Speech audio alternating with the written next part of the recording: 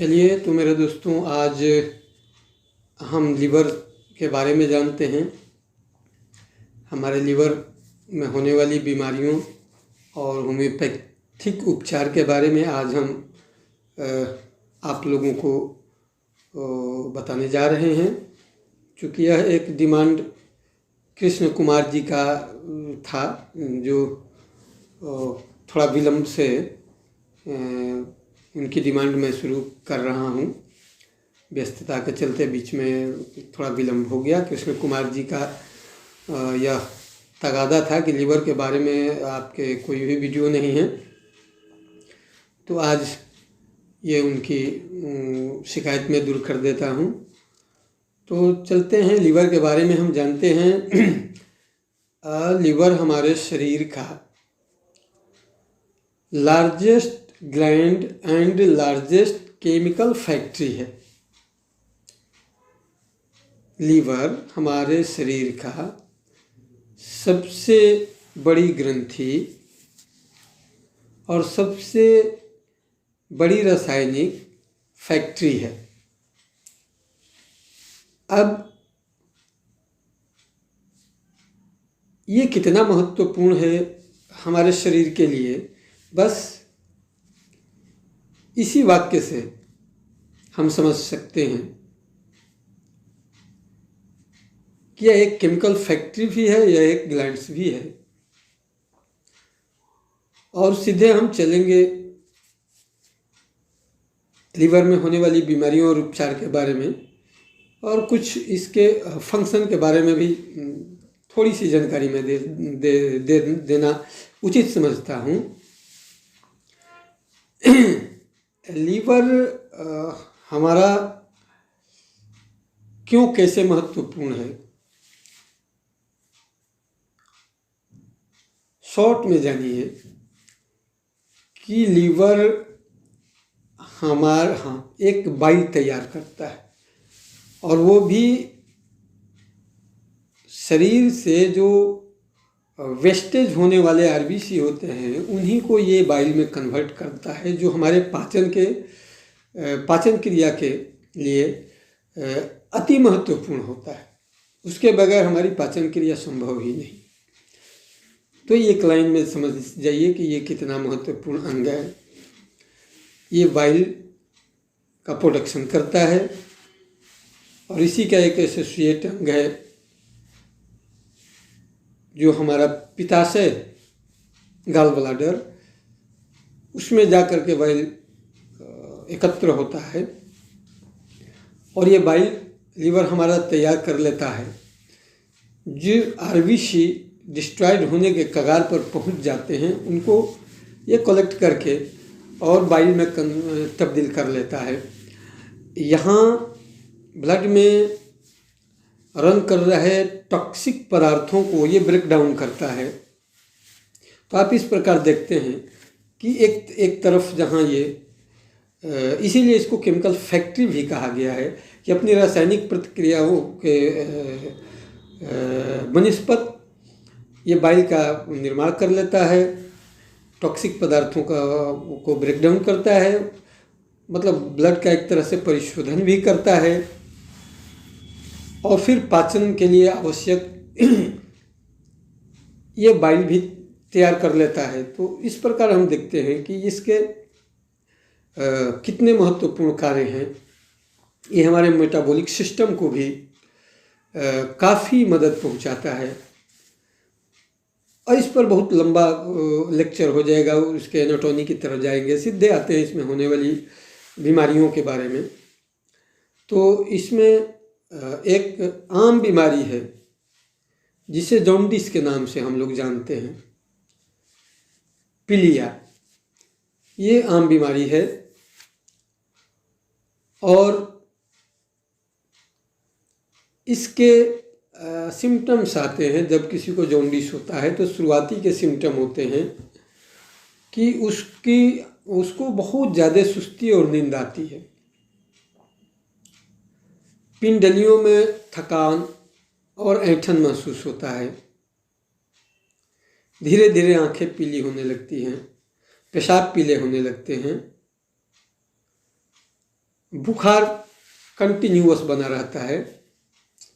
शुरुआती दौर में धीरे धीरे बुखार रहता है, जैसे जैसे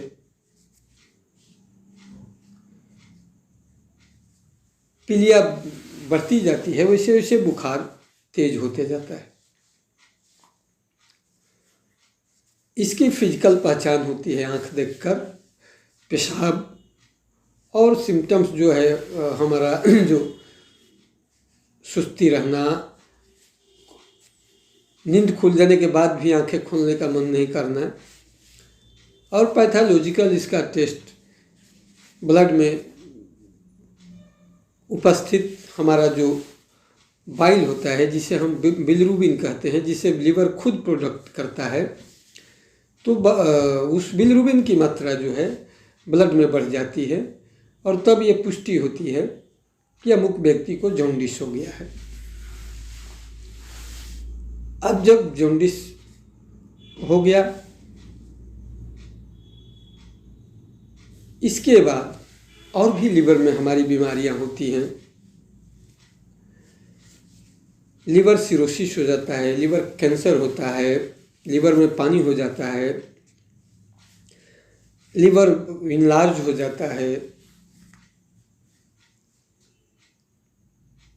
जॉन्डिस तक तो बात सामान्य रहती है, लेकिन उसके बाद लीवर सिरोसिस, लीवर में पानी होना, लीवर का बढ़ जाना, हेपेटाइटिस का हो जाना, जिसमें से हेपेटाइटिस एक बहुत ही संघातिक बीमारी है, क्योंकि वो बैक्टीरियल प्लिंथ पर वायरल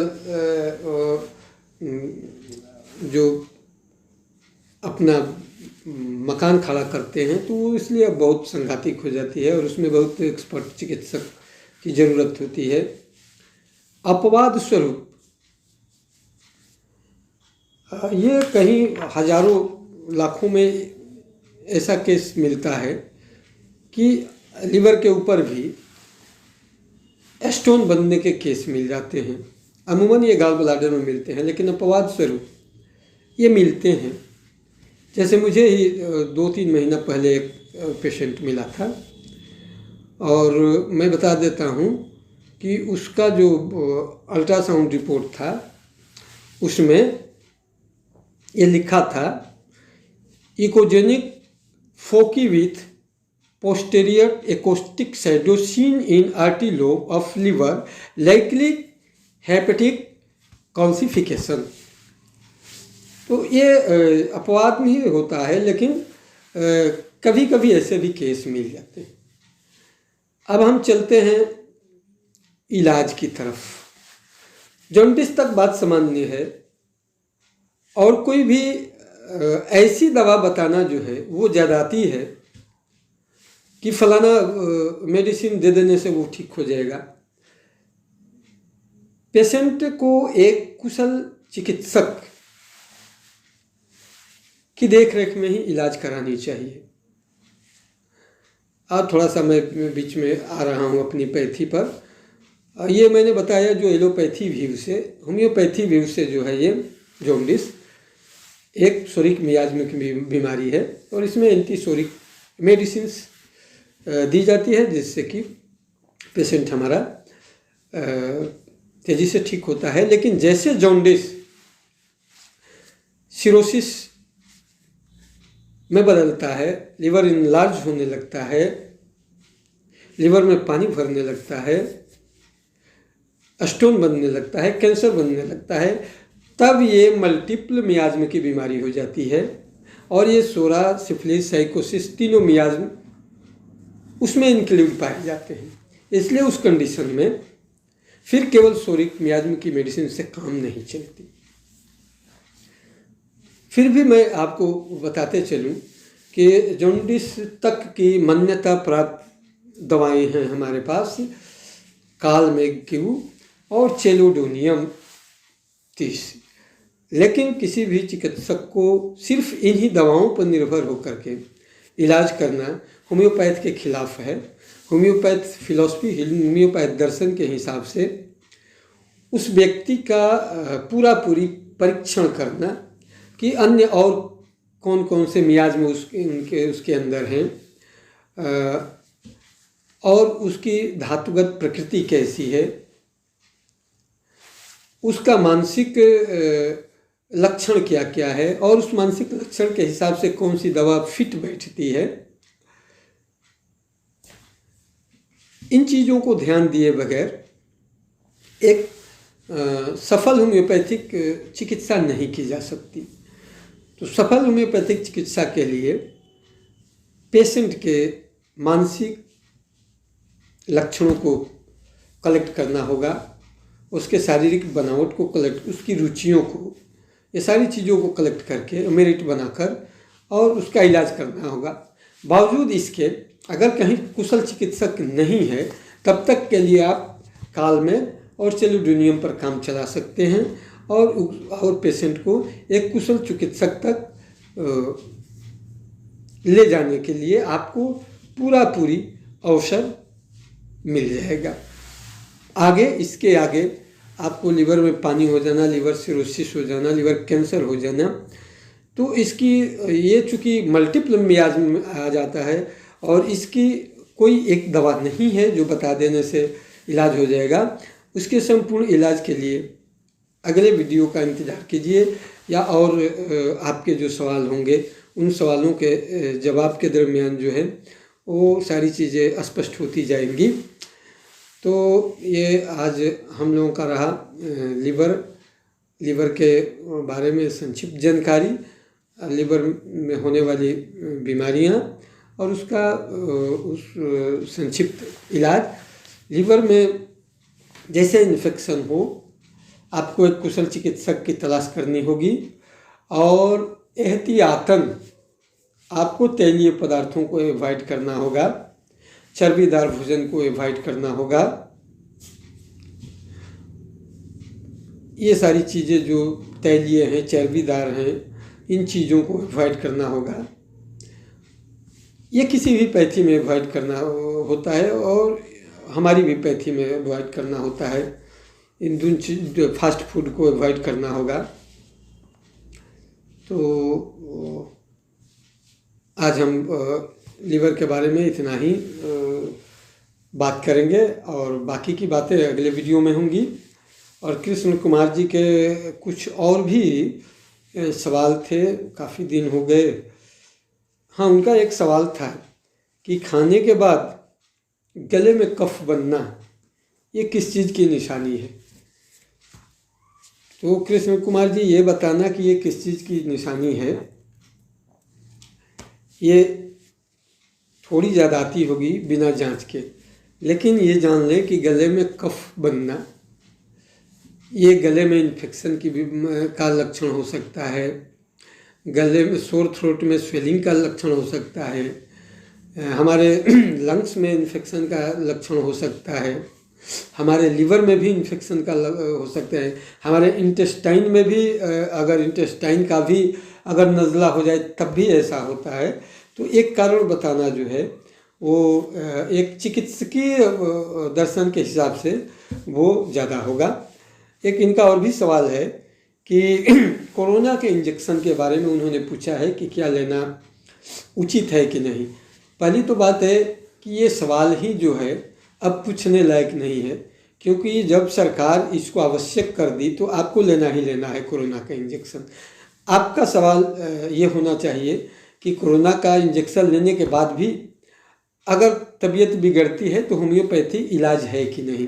बिल्कुल है, किसी भी नज़दीकी होम्योपैथिक चिकित्सक के पास आप जा कर के और कोरोना के इंजेक्शन लेने के बाद अगर आपको कोई किसी तरह की प्रॉब्लम हुई आप जाकर इलाज दवा करा सकते हैं। और तब तक के लिए अगर आप एहतियातन चाहें तो कोरोना का इंजेक्शन लेने के बाद उस रात 200 पावर की थूजा खुराक खा लें और नेक्स्ट डे 200 पावर का रस्टक से खुराक खा लें, शायद आपको किसी दवा की ज़रूरत न पड़े। बावजूद इसके अगर तबीयत गड़बड़ाए तो आप होम्योपैथिक चिकित्सक के देखरेख में इलाज करा लीजिए, कोई प्रॉब्लम नहीं होगा।